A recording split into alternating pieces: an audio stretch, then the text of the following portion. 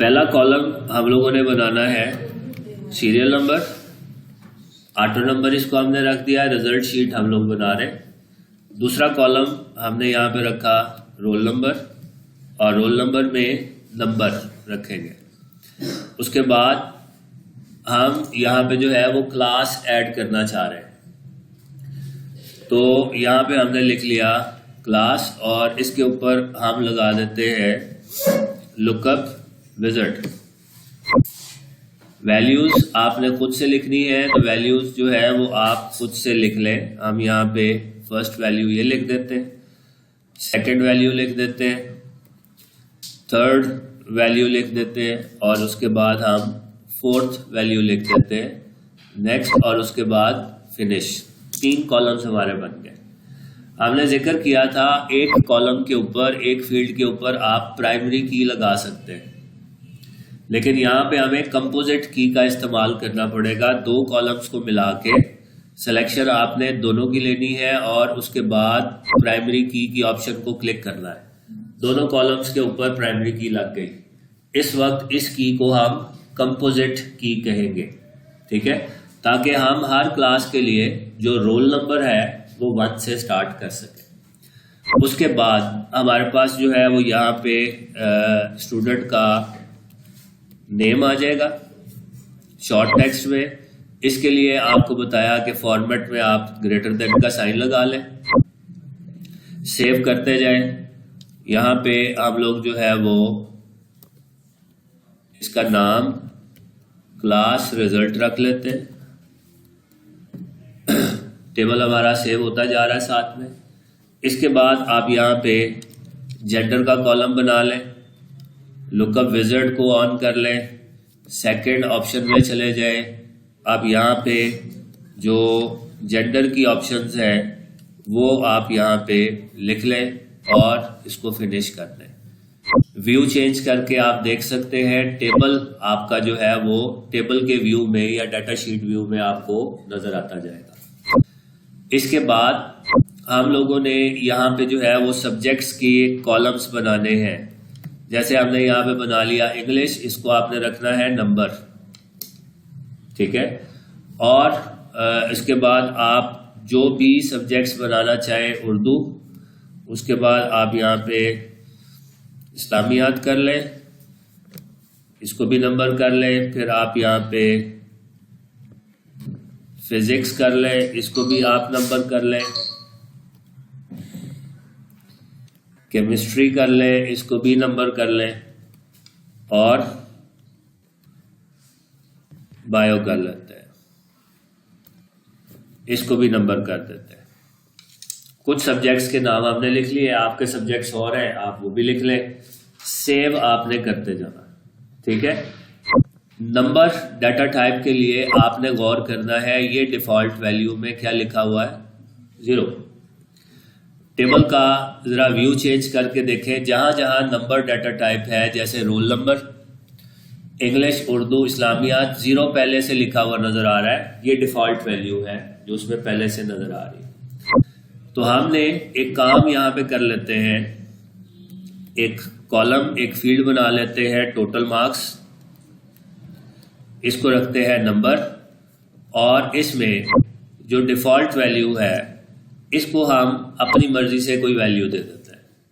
जो most common total marks होंगे वो आप यहाँ पे पास करते हैं, बदल सकते हैं बाद में आप उसको। सेव कर लें। सेव करने के बाद अब हमने यहाँ पे बनाने हैं total obtained marks. Calculated data type आप यूज करोगे, सब्जेक्ट्स के नाम आपको यहाँ पे मिल रहे होंगे। तरतीब मैटर नहीं करेगी, जिस मर्जी तरतीब में आप वो जो सब्जेक्ट्स के नेम है उनको ऐड करवाते जाएं डबल क्लिक करके, और आप प्लस का साइन लगाते जाएं।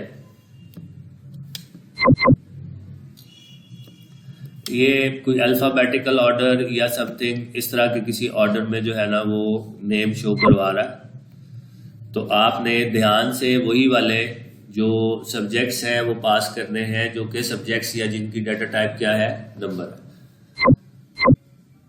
हाँ जी, उर्दू रह गया हमारा। उर्दू हमने कर लिया, और एक आधा, ये 6 सब्जेक्ट्स हमने बनाए थे मेरे ख्याल। सब्जेक्ट्स हमारे पूरे हो गए, इसको हमने ओके कर दिया और इसको हमने कर लिया सेव। अब हम लोग इसका व्यू चेंज कर लेते हैं। F11 प्रेस करके आप नेविगेशन पैन को ज़रा हाइड कर लें।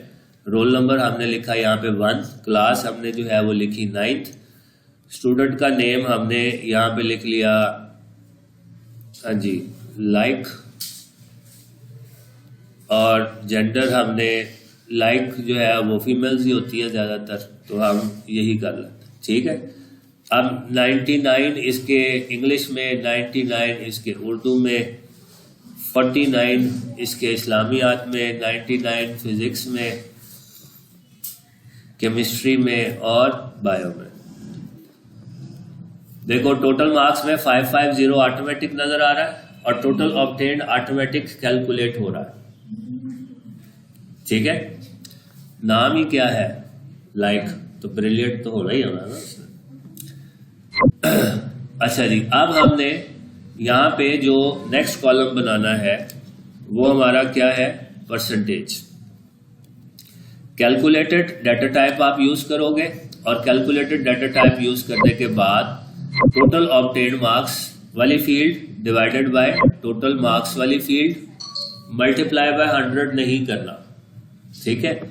और इसको आपने ओके प्रेस कर देना है, सेव करें, व्यू चेंज करें। अभी फिल वक्त अगर हम यहाँ पे देखें तो हमारे पास जो परसेंटेज है वो कुछ इस तरह से कैलकुलेट हो रही है, 0.98 समथिंग। आपने क्या करना है, परसेंटेज वाले कॉलम में जो फॉर्मेट है यहाँ पे आना है और यहाँ से आपने परसेंट का फॉर्मेट सेलेक्ट कर लेना है, ठीक है। परसेंट का फॉर्मेट सेलेक्ट करने के बाद व्यू चेंज करें और यहाँ पे देखें आपके पास 98.91% आ गया है, ठीक है। इसके बाद हमने जो कॉलम बनाना है वो हमने बनाना है रिजल्ट वाला।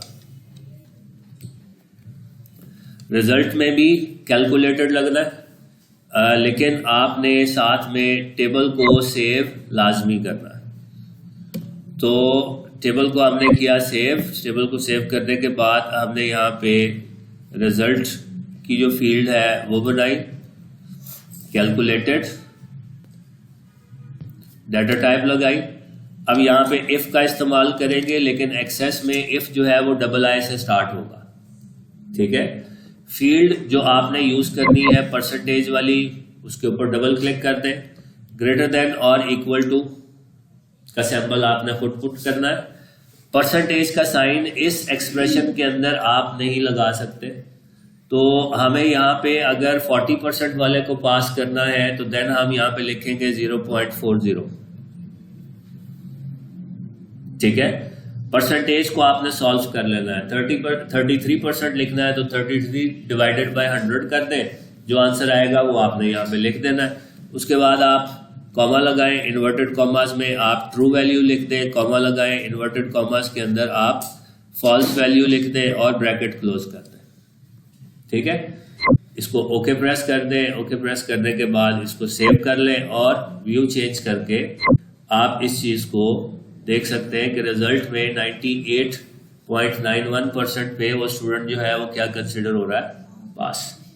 अब हम यहाँ पे एक काम ये कर लेते हैं कि यहाँ पे एक तो हमारे पास स्टूडेंट था 9th क्लास में लाइक, एक जो स्टूडेंट है वो हम ना लाइक भी ऐड कर लेते हैं। ये ज्यादातर मेल्स ही होते हैं जी, और इसको सफाई के ही नंबर मिल रहे हैं, ठीक है जी। तो सफाई के नंबर जब इसको मिल रहे हैं तो इसका मतलब है कि इसकी परसेंटेज जो है वो बन गई 2.18 और रिजल्ट में इसका क्या आ गया, फेल। अब इसी तरीके से आप लोगों ने जो है वो यहाँ पे ग्रेडिंग लगानी है और ग्रेडिंग जो है वो आपकी नेस्टेड इफ वाले तरीके से आएगी। कैलकुलेटेड डाटा टाइप, डबल आई के साथ इफ स्टार्ट कर दें, परसेंटेज को जो है वो ऐड कर लें